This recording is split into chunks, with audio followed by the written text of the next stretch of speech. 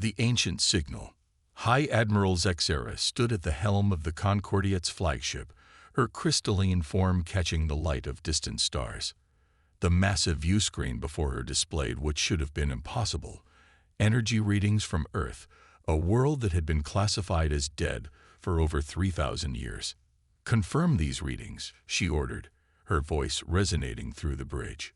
The crew of varied species worked frantically at their stations, each bringing their unique evolutionary advantages to bear on the problem at hand. "Readings confirmed, Admiral," reported Chief Science Officer Nixus, his tentacles dancing across multiple holographic interfaces. "The energy signature is unlike anything in our database, but its origin is unmistakably human. 3 millennia ago, humanity had vanished from the galactic stage, not with a bang, but with eerie silence. Their colonies had gone dark one by one, their ships had disappeared from trade routes, and eventually Earth itself had fallen silent. The prevailing theory was that they had destroyed themselves in some cataclysmic war, a fate not uncommon among spacefaring species. But now, the dead world was awakening. "Show me the temporal analysis," Zexera commanded. The view screen shifted, displaying a cascade of data. The energy readings had begun precisely 48 standard hours ago, building gradually but inexorably. What had started as a barely detectable anomaly had grown into something that threatened to overwhelm their most sophisticated sensors. "Admiral," called out Lieutenant Kervil from the communications station, his feathers bristling with agitation. "We're detecting a signal embedded within the energy pattern. It's broadcasting on all frequencies." "Let's hear it."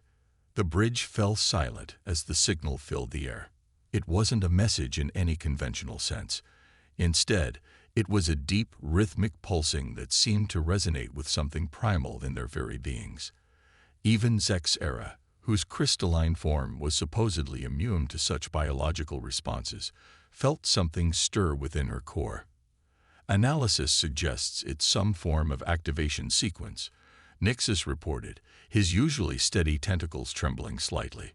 "But the complexity, it's beyond anything we've ever encountered. The mathematical patterns suggest it's not just a signal, it's a key." "A key to what?" Zexera wondered aloud, but she already suspected the answer. The humans hadn't destroyed themselves, they had hidden themselves, and now they were returning. Suddenly, the ship's AI broke in with an urgent alert. "Multiple spatial distortions detected in Earth's oceans. Energy readings are off the scale." The view screen shifted to show Earth's surface. The planet's oceans were beginning to churn, not from natural forces, but from something rising from the depths.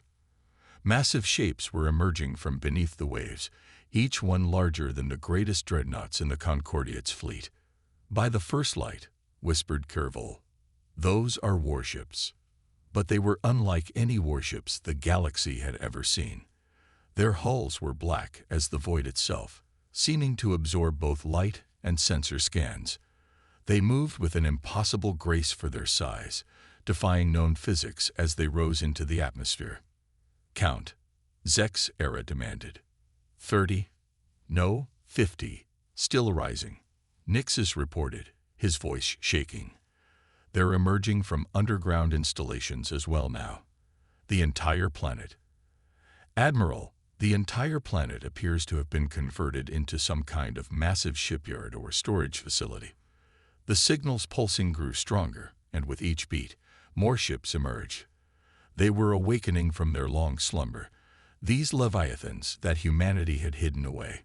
Each one bore markings in an ancient human script that the ship's computers struggled to translate. Finally, as the last of the massive ships took position in a formation that stretched beyond the horizon, the signal changed. The pulsing gave way to words, clear, powerful, and broadcast in every known language of the galaxy. "We are the Terran Vigilance. We have slept while we prepared. We have waited while we grew stronger. The ancient enemy approaches, and humanity stands ready. To all species of the galaxy, the time has come to choose your side." Zexera felt the weight of history shifting around her. The humans hadn't fled, hadn't died, hadn't destroyed themselves. They had transformed themselves into something else entirely, something that had waited in the darkness for 3,000 years, building and preparing for a war that the rest of the galaxy didn't even know was coming. As she watched the massive fleet arrange itself in perfect formation above Earth, Zexera realized that everything the galaxy thought it knew about humanity had been wrong. They weren't extinct. They were awakening. And they were terrifying. The Awakening Fleet. The massive human vessels moved with impossible precision, their black hulls seeming to bend the very starlight around them. Admiral Zexera watched as her sensor officers struggled to maintain their readings on the fleet. Every time they thought they had a count on the ships, more would emerge from Earth's depths. New analysis of the vessel's composition. Nixus reported, his tentacles working across multiple interfaces simultaneously. The hull material isn't just absorbing our scans. It's learning from them, adapting. A haunting realization swept through the bridge crew. These weren't just warships. They were something far more advanced. Each vessel was a testament to 3,000 years of uninterrupted technological development, hidden away from the galaxy's eyes. The largest of the human dreadnoughts, a behemoth that dwarfed even the Concordia's flagship, moved to the center of their formation. Its surface rippled like liquid metal, and suddenly, a transmission cut through all encryption and security protocols as if they didn't exist. A hologram materialized on the bridge. A human figure, but not like any in the historical records. This was a being of flesh and metal seamlessly merged, its eyes glowing with an inner light that spoke of power beyond comprehension.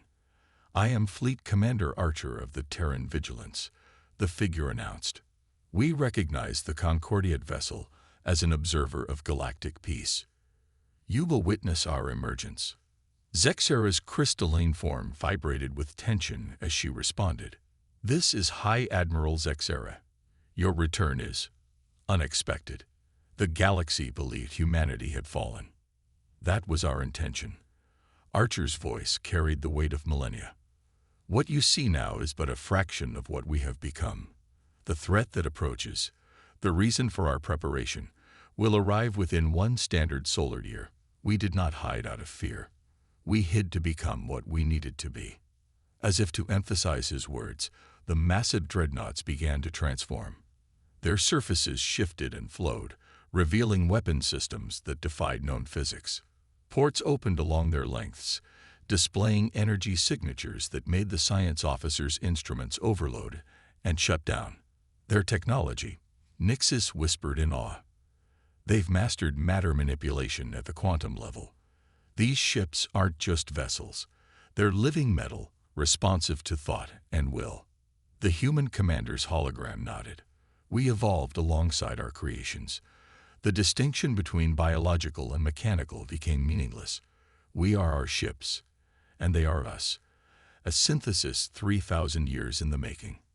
Suddenly, alarms blared across the bridge. New readings appeared on the primary display. Massive objects detected at the edge of the solar system, approaching at impossible speeds. "More ships," Zexera demanded. "No," Archer replied, his expression grim. "Those are the probes of what's coming. The entity that nearly destroyed us 3 millennia ago has finally found us again. This is why we waited, why we prepared. The real war is about to begin." The objects approaching from deep space moved like nothing natural, their trajectories defying the laws of physics. They were dark, but not like the human ships. This was a darkness that seemed to consume hope itself. "Your species will have to make a choice," Archer continued. "Stand with us against what's coming, or face extinction." We transformed ourselves into living weapons because we knew nothing less would survive what approaches. As if responding to some unspoken command, the human fleet began to move in perfect synchronization. The ship's surfaces rippled and flowed, forming new configurations that seemed to twist reality itself. Energy began to build between them, forming patterns that hurt to look at directly. "These vessels," Archer explained, "are not just warships. They are reality engines, capable of rewriting the fundamental laws of physics in localized spaces. It was the only way we could hope to fight an enemy that exists partially outside our universe. The approaching objects from deep space suddenly accelerated, and the human fleet responded. The dreadnoughts moved into an intricate formation, their transformed hulls beginning to glow with an inner light that seemed to bend space itself. "Watch," Archer commanded. "Watch and understand what humanity has become. This is only the beginning." The human fleet's response to the incoming threat would show the galaxy exactly what 3,000 years of hidden preparation had created. And as Xera stood on her bridge, watching reality itself begin to warp around the human vessels, she realized that the galaxy's understanding of warfare was about to change forever. The true power of humanity was about to be revealed, and nothing would ever be the same. First Contact Redux. The emergency session of the Galactic Council erupted into chaos as the holographic displays showed the human fleet's first engagement with the probe vessels. Representatives from 1,000 worlds watched in stunned silence as reality itself seemed to tear apart where the two forces met. The human dreadnoughts moved like predators, their liquid metal hulls flowing into impossible configurations. Where the dark probes attempted to corrupt space-time, the human vessels responded by rewriting the laws of physics themselves. It was warfare beyond anything the galaxy had ever witnessed. "This cannot be allowed," thundered Ambassador Cathax of the Silicon Consciousness, his crystalline form pulsing with agitation. "These humans have hidden weapons of unimaginable power. They are as much a threat as whatever they claim to be protecting us from." High Admiral Xera stood before the council, her report continuing despite the interruption. The human fleet destroyed the probe vessels, but at a cost. Their actions have revealed something far more terrifying than their weapons. She paused, letting her next words carry their full weight. The probes were not destroyed. They were erased from existence, not just physically, but temporally. According to our sensors, they never existed at all. A hush fell over the chamber. The implications were staggering. Quantum temporal warfare was theoretical, but the humans had mastered it. The hologram of Fleet Commander Archer materialized in the center of the council chamber, his hybrid form a stark reminder of how far humanity had evolved. "We understand your fear," he began, his voice resonating with artificial and organic harmonics. "But what approaches is something your civilizations have glimpsed only in your darkest nightmares. We called it the void entropy, though names are meaningless for something that exists to unmake reality itself." Images appeared around him, records from Earth's ancient archives. They showed an enemy that was less an army and more a cancer on reality. Vast fields of unspace that consumed everything they touched, leaving not destruction, but non-existence in their wake. 3,000 years ago, Archer continued, we faced this enemy for the first time. We were young then, unprepared. We survived only because the void entropy underestimated us, thought us too primitive to be a threat. Our colonies didn't go dark because they were destroyed. We evacuated them, hiding our people, buying time to become what we needed to be. The council chamber erupted with questions, but Archer raised a hand, and somehow, the gesture carried enough authority to silence 1,000 voices. We merged with our technology not out of ambition, but necessity. We transformed our ships into extensions of our consciousness, because traditional weapons were useless against an enemy that could rewrite the laws of physics. We became living weapons because anything less would mean the end of all existence. A new hologram appeared, a real-time transmission from the edge of human space. It showed a darkness deeper than the void, a region where stars simply ceased to exist. Not exploded, not died. They never were. The probe vessels were just the beginning, Archer warned. The main force approaches. We estimate 3 months before they reach populated space. Our fleet can fight them, but even with 3,000 years of preparation, we cannot guarantee victory alone. Ambassador Cathax's crystalline form dimmed slightly. What exactly are you proposing? An alliance, Archer replied. Not of convenience, but of necessity. We need your resources, your worlds as staging areas. In return, we offer what we've learned, not all of our technology, but enough to help you survive what's coming. The council chamber fell silent as the implications sank in. The humans were offering to share technology that could reshape the galaxy, but at what cost? And if we refuse? Asked a voice from the shadows. Archer's expression remained neutral, but his eyes flared with inner light. Then we will fight alone, as we have prepared to do. But understand this, if we fail, there will be no galaxy left to govern. The void entropy doesn't conquer or destroy. It unmakes, it erases every civilization, every world, every moment of history, gone, as if they never existed. The council members looked at each other, centuries-old rivalries and politics suddenly seeming meaningless in the face of such a threat. High Admiral Zexera stepped forward, her crystalline form catching the light. "I have witnessed their power firsthand," she declared, "and I have seen what approaches. We cannot face this alone." The humans didn't hide out of cowardice. They hid to become our shield. Now we must decide. Do we stand with them, or do we stand aside and watch reality itself unravel? As the council debated, the human fleet continued its preparations. Their black ships hung in orbit around strategic worlds, each one a testament to what humanity had become. Not just a species, but a force of nature, shaped by 3,000 years of singular purpose. The galaxy would have to choose, and choose quickly.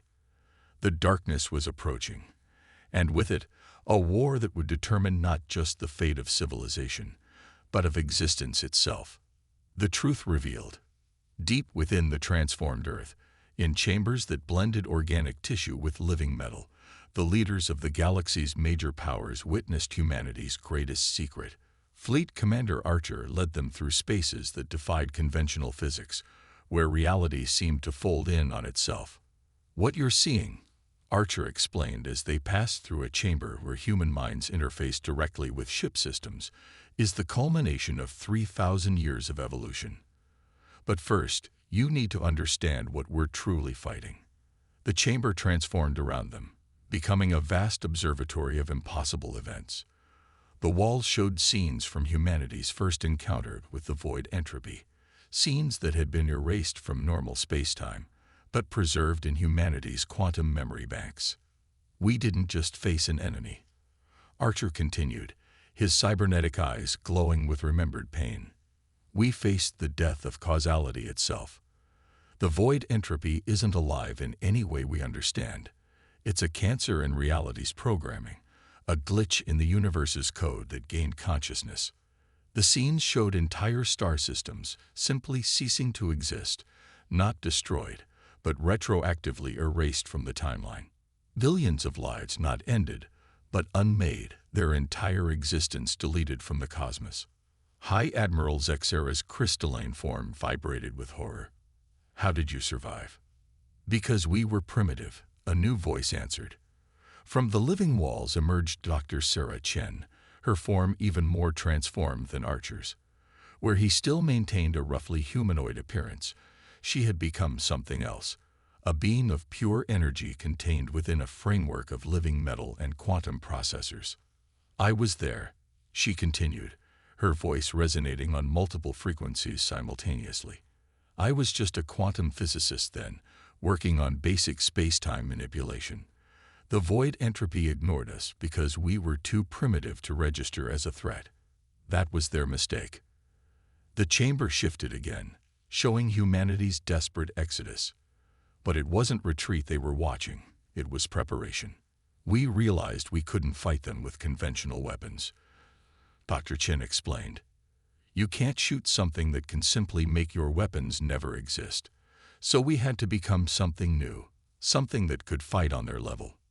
Images showed the transformation of humanity, not just technological advancement, but fundamental evolution.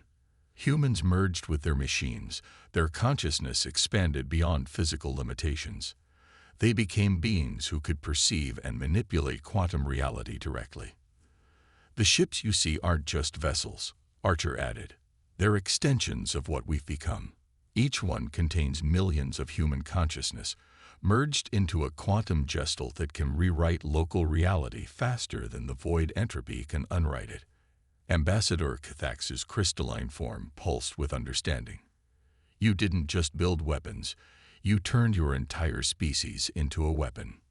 We had no choice, Dr. Chen responded. But we're not just weapons. We're the firewall between existence and oblivion.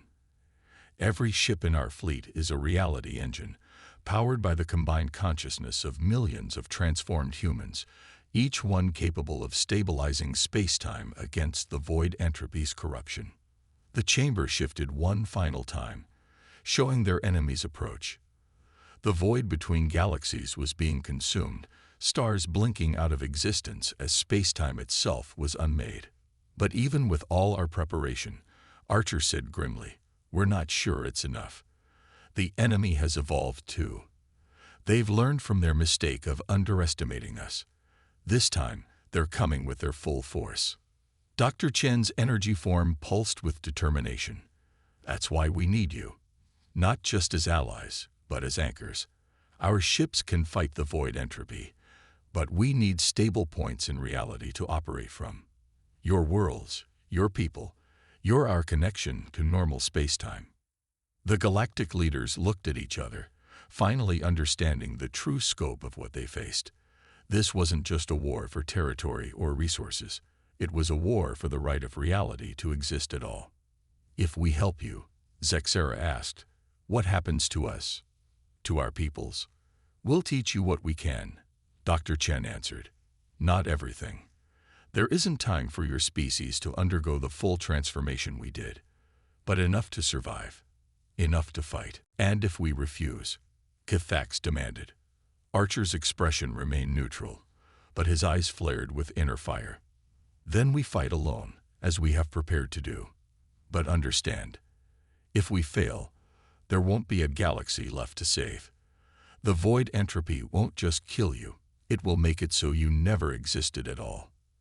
As if to emphasize his words, another star vanished from the display of the enemy's approach, not with a supernova's flash, but with the quiet horror of retroactive non-existence. The time for decision had come. Humanity had revealed its truth, shown what they had become. Now the galaxy had to choose. Adapt and fight alongside these transformed humans, or face the unmaking of everything that ever was. United we stand. The combined fleet of humanity and the Galactic Alliance stretched across the solar system in a formation that defied conventional space warfare tactics. At its heart, the massive human dreadnoughts pulsed with reality-warping energy. Around them, ships from 1,000 worlds formed intricate patterns, each vessel enhanced with enough human technology to serve as an anchor point in space-time. Fleet Commander Archer, his consciousness spread across multiple ships simultaneously, felt the approach of the void entropy. It came not as ships or weapons, but as a wave of unreality that consumed the very fabric of existence. All forces, prepare for contact. His voice resonated through the quantum network that now linked the Allied fleet. Remember your training. Don't try to engage the void directly. Focus on maintaining the reality anchors. High Admiral Zexera commanded the largest contingent of Allied ships, her crystalline form now integrated with a hybrid command system. The anchor network is stable. All sectors report ready. In the 3 months since humanity's revelation, they had worked tirelessly to prepare the galaxy's forces. It wasn't enough time for full transformation, but it was enough to teach them the basics of quantum temporal warfare. Dr. Chen's energy form manifested across the fleet's quantum network. The enemy is accelerating. They've detected our preparations. They remember us. The void between stars darkened as space-time began to unravel. The enemy had learned from their last encounter with humanity. This time, they came with overwhelming force. The front edge of their advance erased 3 uninhabited star systems in an instant, not just destroying them, but retroactively removing them from existence. Now, Archer commanded. The human dreadnoughts moved as one, their liquid metal hulls flowing into configurations that hurt to look at. Reality engines powered by millions of merged human consciousness roared to life. Where the void touched normal space, humanity's weapons met it with equal force. The battle that followed defied description in normal spacetime. The human fleet fought with weapons that manipulated the fundamental forces of the universe. Their ships didn't fire conventional weapons. They rewrote the laws of physics in localized spaces, creating bubbles of altered reality where the void entropy couldn't exist. Around them, the Allied fleet maintained the complex network of reality anchors, preventing the battle from tearing apart the fabric of spacetime itself. Ships from 1,000 worlds, each crew now partially merged with their vessels through human technology, held the line against oblivion. They're stronger than before. Dr. Chen's voice resonated through the network. They've adapted to our basic reality manipulation techniques. Then we show them what 3,000 years of preparation really means, Archer responded. Execute Operation Eternal Dawn. The human fleet began to move in impossible patterns, their ships merging and separating in ways that violated every law of physics. The consciousness of millions of transformed humans worked in perfect synchronization, their combined will focusing through the reality engines. All allies, maintain your positions, Zexera commanded as space itself began to warp around the human fleet. Whatever happens, hold the anchor network steady. What happened next would be debated by scholars for generations to come, those who could remember it at all. The human fleet didn't just fight the void entropy. They rewrote the fundamental structure of local spacetime. Their ships became more than vessels, more than weapons. They became focal points of a new kind of reality, one that rejected the very possibility of unmaking. The void entropy recoiled, its advance halted for the first time in its existence. But it wasn't retreat, it was preparation for a final assault. The darkness between stars grew deeper, reality fraying at its edges as the enemy gathered its full strength. They're attempting to unmake the entire sector, Dr. Chen reported, her energy form fluctuating with the strain of calculation. If they succeed, the cascade effect will unravel the entire galaxy. Then we don't let them succeed. Archer's voice carried the weight of 3,000 years of preparation. All human ships prepare for total consciousness merger. All allies divert full power to your reality anchors. We end this here. What followed was either humanity's finest hour or their most terrible sacrifice, perhaps both. The human fleet's reality engines began to pulse with power beyond anything their allies had ever witnessed. The millions of transformed human consciousness within the ships merged not just with their vessels, but with spacetime itself. They weren't just fighting the enemy anymore. They were redefining the very nature of existence in this sector of space. The void entropy's power to unmake reality met humanity's power to remake it. And in that clash, the fate of the galaxy hung in the balance. The Allied fleet held firm, their reality anchors straining against forces that threatened to tear the universe apart. They watched in awe as humanity's ships began to glow with an inner light that spread across space itself, a luminescence that spoke of life, of existence, of the fundamental right of all things to be. In that moment, humanity's transformation became complete. They had become not just guardians of reality, but its architects. The void entropy's advance faltered, then broke, its power to unmake reality overwhelmed by humanity's power to affirm it. As the enemy retreated, leaving behind a spacetime healed and strengthened by human power, the galaxy's species looked upon their allies with new understanding. Humanity hadn't just fought for survival. They had fought for the right of everything to exist, to be, to continue. The war was over, but its impact would echo through eternity. Humanity had revealed themselves not just as warriors or guardians, but as something new. Custodians of reality itself, transformed by necessity into beings who could rewrite the very laws of existence. The galaxy would never be the same, but then, that had been true from the moment humanity decided to hide themselves away, preparing for this moment. They had become something more than their original form, something that defied conventional understanding. They had become humanity ascendant, and the galaxy was better for it.